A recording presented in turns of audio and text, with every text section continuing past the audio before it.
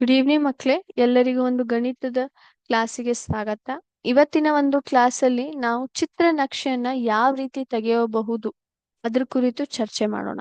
ಈ ಒಂದು ವಿಷಯ ನೀವು 4ನೇ ಚಾಪ್ಟರ್ ಅಲ್ಲಿ ಕಲಿತೀರಾ. ಅದ್ಯಾವ್ದಂದ್ರೆ ದತ್ತಾಂಶಗಳ ನಿರ್ವಹಣೆ ಮತ್ತು ಅವರ ಪ್ರಸ್ತುತಿಯನ್ನು ಯಾವ ರೀತಿ ಮಾಡೋದು. ಹೌದಾ?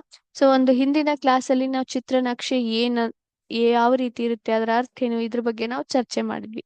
ಇವತ್ತಿನ ಕ್ಲಾಸ್ ಅಲ್ಲಿ ಚಿತ್ರನಕ್ಷೆ ಯಾವ ರೀತಿ ನೀವು ತೆಗೆಯಬಹುದು ಅಂತ ನಾನಿಲ್ಲಿ ತೋರಿಸ್ಕೊಡ್ತೀನಿ. ಸೊ ಆಲ್ರೆಡಿ ನೀವು ನೋಡಬಹುದು, ನಾನಿಲ್ಲಿ 2 ವಿಷಯಗಳನ್ನ ಬರ್ದಿದ್ದೀನಿ, ಕ್ಲಾಸ್ ಮತ್ತೆ ನಂಬರ್ ಆಫ್ ಸ್ಟೂಡೆಂಟ್ಸ್.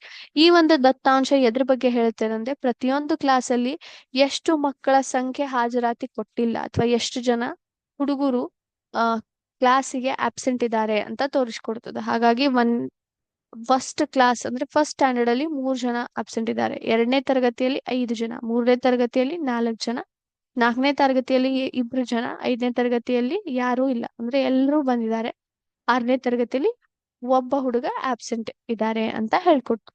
ಸೊ ಈ ಕೊಟ್ಟಿರುವಂತಹ ದತ್ತಾಂಶವನ್ನ ಇಲ್ಲಿ ಚಿತ್ರದ ಮೂಲಕ ತೋರಿಸ್ಕೊಡೋಣ. ನಮ್ಗೆ ಗೊತ್ತಿರುವ ಹಾಗೆ ಚಿತ್ರನಕ್ಷೆಯಲ್ಲಿ ನಾವು ಯಾವುದೇ ಒಂದು ದತ್ತಾಂಶವನ್ನ ಪ್ರಸ್ತುತಿ ಮಾಡ್ಬೇಕಂದ್ರೆ ನಾವ್ ಏನನ್ನ ಬಳಸ್ತೀವಿ? ಚಿತ್ರಗಳನ್ನ ಬಳಸ್ತೀವಿ. ಸೊ ಹಾಗಾಗಿ ಇಲ್ಲಿ ನಾನು ಒಂದು ಸಿಂಬಾಲ್ ಅನ್ನ ಬಳಸ್ತೀನಿ. ಅದ್ಯಾವ್ದಂದ್ರೆ ಈ ರೀತಿ ಒಂದು ಸ್ಮೈಲ್ ಇರೋ ಸಿಂಬಾಲ್ ಅನ್ನ ಬಳಸ್ತೀನಿ.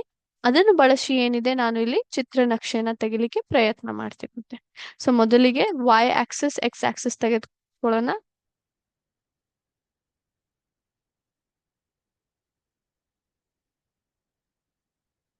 ಈ ರೀತಿ ಸ್ಕೇಲಿನ ಮೂಲಕ ನೀವು y-ಅಕ್ಷ ಮತ್ತು x-ಅಕ್ಷಯನ್ನ ತೆಗೆದುಕೊಳ್ಬೇಕು.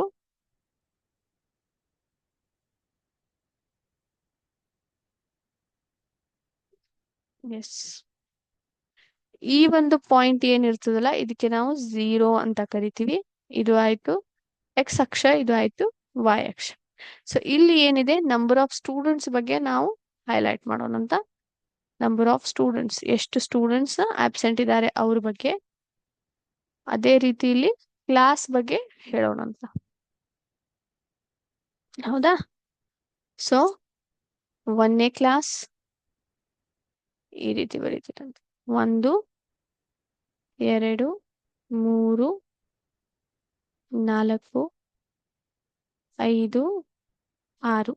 ಸೊ ಇಲ್ಲಿ ಏನಿದೆ, ನಾವ್ ಈ ಒಂದು ಮಾರ್ಕಿಂಗ್ ಮಾಡೋ ಟೈಮಲ್ಲಿ ನೀವು ಸ್ಕೇಲ್ ಅನ್ನು ಕೂಡ ಬಳಸಬಹುದು.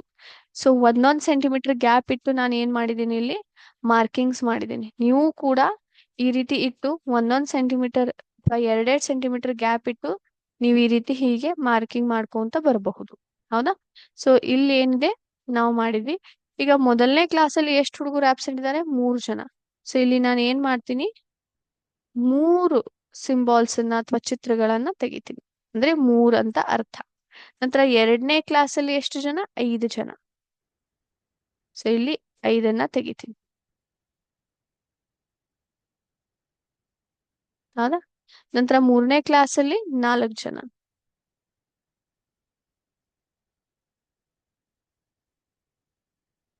4ನೇ ಕ್ಲಾಸಲ್ಲಿ 2.